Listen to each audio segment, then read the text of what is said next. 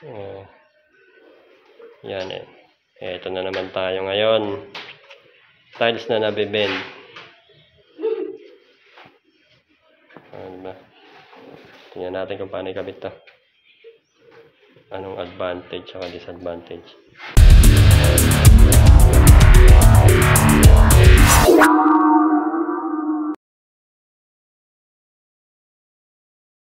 Ayan, tiles na nabibend.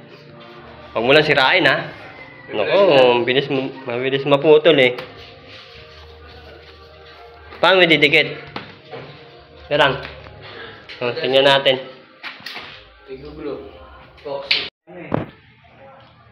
Yan, kung paano namin ikakabit. Ay, bawal ko tuloy hawakan to. Diba? Baka matanggal. No more nails lang naman. Ay, yan na nga sinasabi sa mula. Hawakan mo nga. Nga, testing mo. Ayan, sinira mo na talaga. Pinakita na natin. Dumikit kasi. Ayan, dito lang sa gilid lahat. Pwede naman kahit anong pandikit, rugby, tad adhesive, sealant. Ito eh, may tira-tira kaming no more nails. No? Hindi ganyan. Ay, ikaw na nga, bahala ka na dyan. Basta lagyan mo yung gilid. Apat na gilid. Tapos dito ako. Ayan. So, ito lalagyan natin, i-levelan muna. Tapos, importante yung level, no? Para hindi masagwang tabingi. Tapos yung vertical na level. Asan yung level bar? Ito, level bar lang naman to, tapos kinuhitan. Nawawala na, pati level bar, nawawala na. Dito tayo magbabase ng sukat. Simula tayo sa sentro. Ay, makinig ha. Simula tayo sa sentro, tapos pagapang. Okay?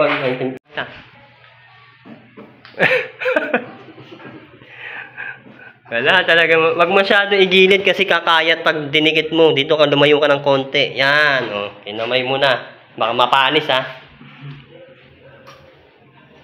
Sinira mo kasi, ikaw din magpakahirap tuloy dyan. Dali, testing para makita natin kung didikit nga ba. Tatapi ka. Ayan, naisip mo yun rin. Wag masyado makapal. Eto, magaang lang naman. Oh. Diba? Sobrang gaang. Kaya hindi masyado kailangan ng matinding pandikit dyan. Ayan. May pitik na. May ano pa. Level bar pa, para sigurado. Pero kumuha lang kami ng sukat dito nung may papato pa kasi dito kung ano man. Tapos mula dyan. Oh. Dikit na agad. Di na kailangan antayin matuyo. Diba? Basta ito yung basehan mo parati eh. Pag yung unang latag mo, tuloy-tuloy na lang yan. Tapos yun natin kalabasan sa huna. Huwag pare-pares ng kulay ha. Ganyan lang naman. Staggered 3/4 ang sukat niya. Tapos, yan. Kala ko magkakamali ka na naman eh. Pantay na yan, syempre. Tiniklap ko uli yung gawa niya eh. Tapos check mo rin pa minsan-minsan kung level pa. Minsan nawawala yan sa level eh. Konting diferensya okay na. Ay, hindi pa nakabidyo. Pantay. Okay. Oh. Tapos huwag kang magkakabaliktad ng lagay ha. Ito yung nilalagyan, yung maitim. Yan yung hindi makinis kasi ito may haspe. Oh. Ayan, tuloy mo na yan hanggang tuktok. Hanggang dun sa taas.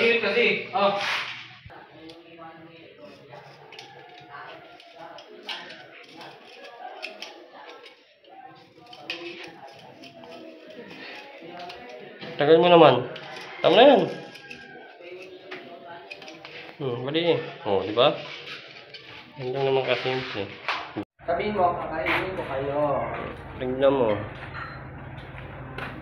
Hindi pa pala pare-pares ang kapal nito. Ito, nipis. Hindi makita. Ayan. O, yung iba manipis, iba makapal. Kaya pala pag dinidikit namin hindi magpantay. Pero okay lang. Design na lang din. Just iba-iba ng kulay.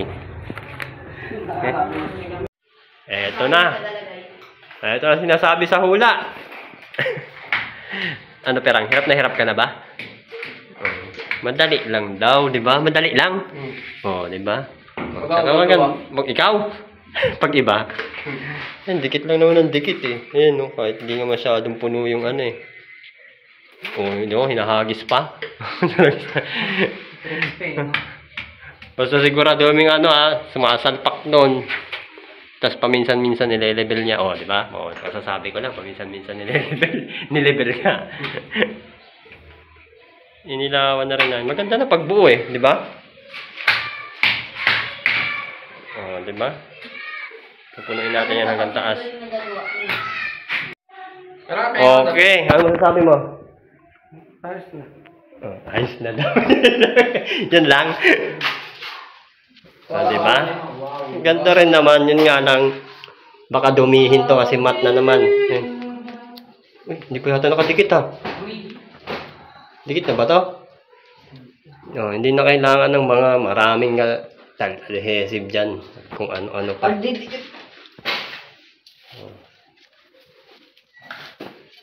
Oh, di ba? Parang bato. Kung saan gawa sa clay. Wala kang pata. No? Tapos, ano ba? Siguro isilar natin para hindi dumihin. No, yun lang naman at wala namang critical. Siguraduhin lang palang may surprise kami sa inyo.